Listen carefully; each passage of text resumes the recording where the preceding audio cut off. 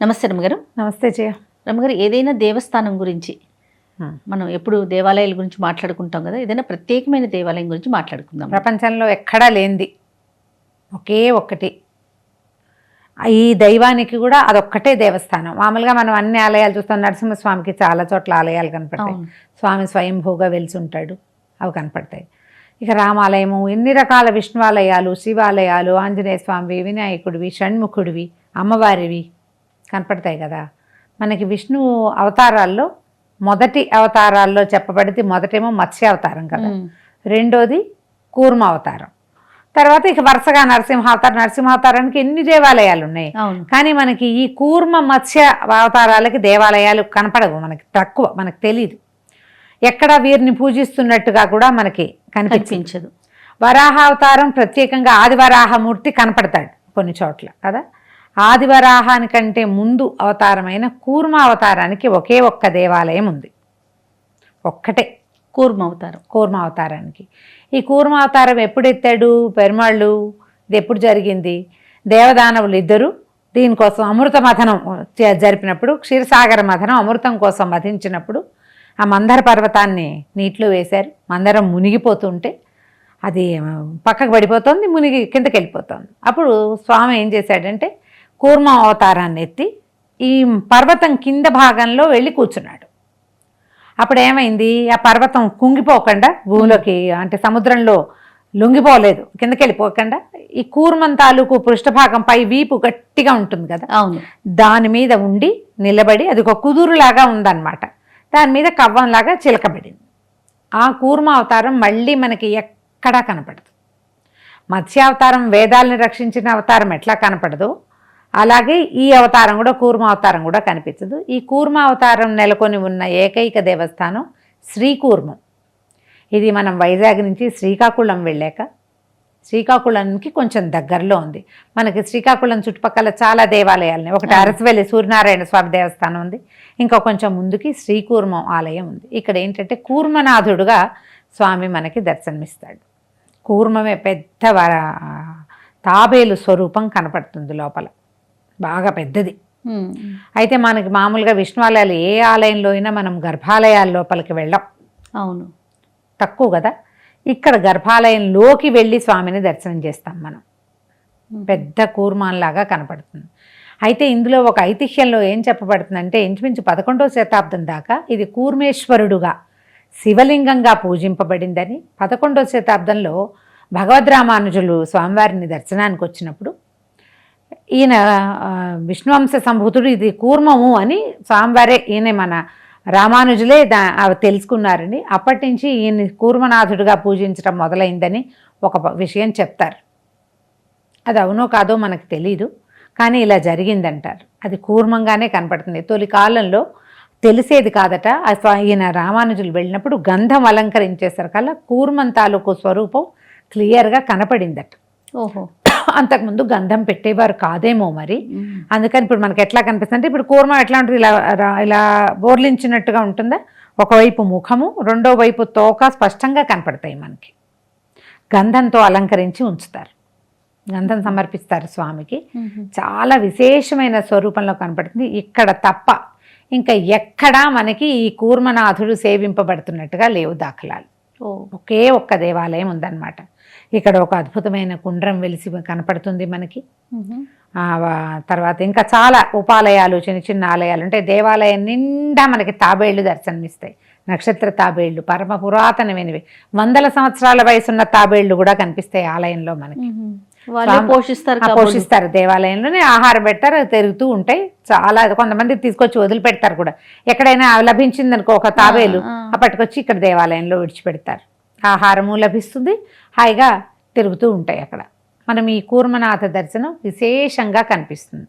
ఇది ఎట్లా అంటే, స్వామి చాలా అద్భుతమైన చరిత్ర కలిగిన వాడుగా చెప్తారు. పూర్వం అట ఈ దక్షిణ సముద్ర ప్రాంతంలో ఒక రాజుగారు ఉండేవారు, శ్వేత చక్రవర్తి. ఆయనకి విష్ణుప్రియ అని ఒక సౌందర్యవతి అయిన భార్య ఉండేదట. ఆమె ఈ దేవాలయంలో నిద్ర చేయటానికి వచ్చినప్పుడు ఆయన భార్యని సమీపించబోయారు స్నేహంతో. ఆమె ఒప్పుకోలేదట.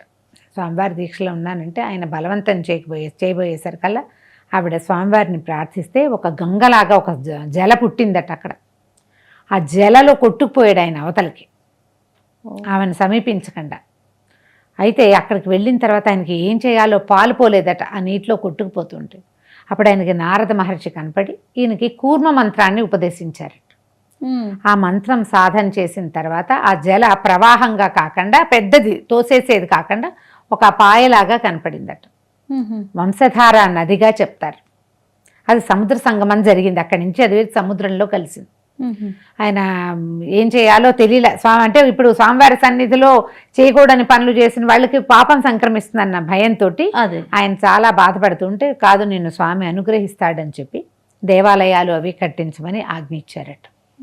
పెద్ద కుండ్రాలు అవి కనపడతాయి, నరసింహస్వామి దర్శనం ఇస్తారు, నరసింహస్వామి దర్శనం కూడా లభిస్తుంది.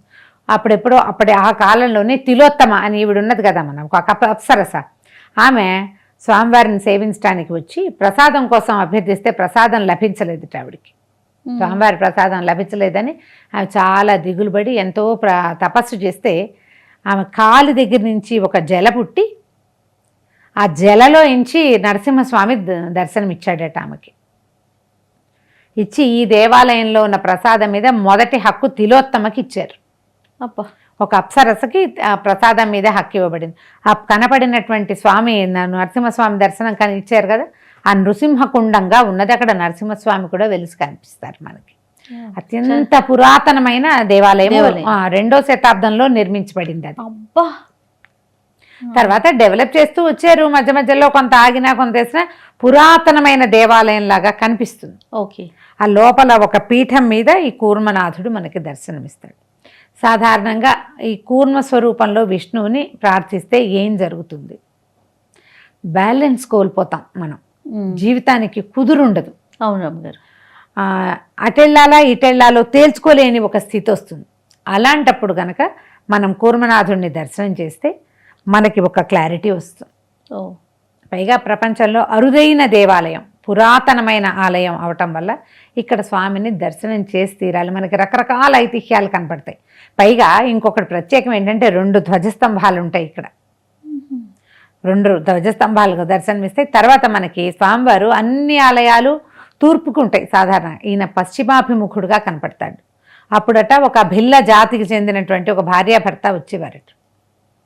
వారికి దర్శనం ఇచ్చారు స్వామి. అయితే ఆయన గుళ్ళోకి వచ్చేందుకు వీలు లేక పడమటి వైపున నిలబడి దండం పెడితే స్వామి అతనికి కనపడడం కోసం అటు తిరిగిపోయారట. ఓహో. అందుకని పడమటి వైపు తిరిగి ఉన్నట్టుగా కనిపిస్తాడు. సాధారణంగా అసలు పడమటికి ఏవి పెట్టరు, తూర్పు పడమట్లు అన్ని తూర్పుకే ఉంటాయి కదా. కానీ ఇక్కడ అట్లా కాకుండా ఆయన పడమటి వైపుకి తిరిగి కనిపిస్తాడు. చాలా ప్రత్యేకంగా ఉంటుంది.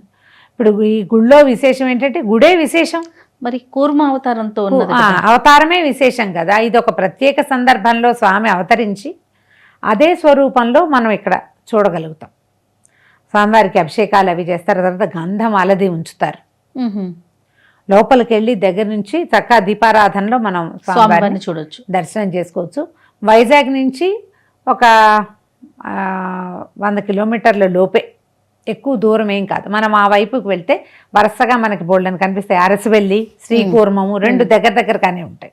అరసవెల్లి సూర్యనారాయణ స్వామిని చూడడానికి వెళ్తే శ్రీకూర్మం కూడా చూడగలుగుతాం. చూసి రావచ్చు. ఇంకా కొంచెం ముందుకెళ్తే రావివలస, శ్రీముఖలింగము, ఇవి కూడా వరుసగా ఆ వైపు అన్ని దేవాలయాలు ప్రత్యేకంగా అన్ని పురాతనమైనవే.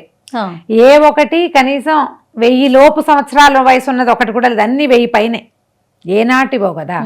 11వ శతాబ్దంలో భగవద్ రామానుజులు దర్శించారంటే అంతకు ముందు కనీసం 800 సంవత్సరాల క్రితం నుంచి ఉన్నాయి. అంత పాత దేవాలయం. తప్పకుండా దర్శనం చేయండి. తప్పకుండా. ఆయన వల్ల ఏమొస్తుంది అనేది అనుకోవద్దు మీరు, అసలు ఆ ఊహ చేయకూడదు దేవాలయ దర్శనానికి. ఇది దర్శనం చేస్తే ఇది లభిస్తుంది అని కొన్నిటికి చెప్పుకుంటాం. ఎందుకంటే అక్కడ అది ఏమిటి ప్రఖ్యాతి, అక్కడ అందరూ వచ్చిన వాళ్ళంతా మేము ఈ గుడికి వచ్చాక మా అబ్బాయికి పెళ్ళయింది అని ఒక 5-6 చెప్పారనుకో, ఈ గుడికి వెళ్తే పెళ్ళి అవుతుంది అని వచ్చేస్తాం. కూర్మనాథుడిని దర్శించటమే అదృష్టం. మన జీవితాలకి ఏంటంటే మనం ఏదో ఒకటి సాఫల్యం లభించాలి కదా, సార్థకత లభిస్తుంది. మనుషులమై పుట్టినందుకు మనకు సాఫల్యం కావాలి, జీవన సాఫల్యం కావాలి. అవునండి. ఆ జీవన సాఫల్య దర్శనాల్లో కూర్మనాథుడి దర్శనం ఒకటి. తప్పకుండా అవకాశం ఉన్న వాళ్ళు చూడండి. తప్పకుండా రమ్మగారు. నమస్తే. నమస్తే G. And for more videos, Please subscribe to iDream. Please subscribe to iDream. Please subscribe iDream. And please subscribe to iDream. For more videos, subscribe to iDream. please like, share and subscribe to the channel. Congratulations, iDream. Subscribe to iDream. Subscribe to iDream. So subscribe to iDream Media. iDream ki iDream team andarki huge congratulations. Please subscribe iDream Media. Please subscribe to iDream. Subscribe iDream. Please subscribe to iDream. iDream అంటే నా కళల ఛానల్ను subscribe చేసుకున్న నోరు తిరుగుతలేదు, మీరైతే గంట గుర్తు కొట్టండి. For more such videos, please subscribe to iDream. Subscribe to iDream. Please subscribe to iDream. Please subscribe iDream Media. Please do subscribe to iDream. Please subscribe to iDream Media. For best entertainment and information, please subscribe iDream. And don't forget to subscribe to iDream.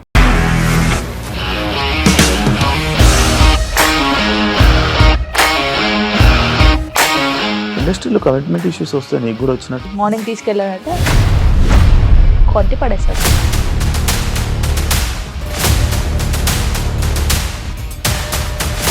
ఒక్కళ్ళు కూడా చూడలేదు ఈ cinema అని చెప్పడానికి కూడా చాలా ధైర్యం కావాలి. అది నిజం కదా, దాంట్లో ధైర్యం ఏంటి? ఇది నెక్స్ట్ డే ప్లేట్ మార్చేస్తే తప్పు కదా. As of now we are comfortable this అని నేను అనుకుంటున్నాను. రష్మిక గారిది మీది ఒకే ఊరంట కదా. నీకు కోపం వచ్చిందంటే బాగా తిట్టేత్తరా? తిట్టేద్దామండి. నిజంగా గేమ్ ని ఎలా చేంజ్ చేయగలిగారు? ఏపీఎస్ఎఫ్సి వాళ్ళకి 6 నెలల్లో నేను 6 లక్షలు కట్టా. బిజినెస్ చేయాలనుకుంటే it is as difficult as riding a tiger.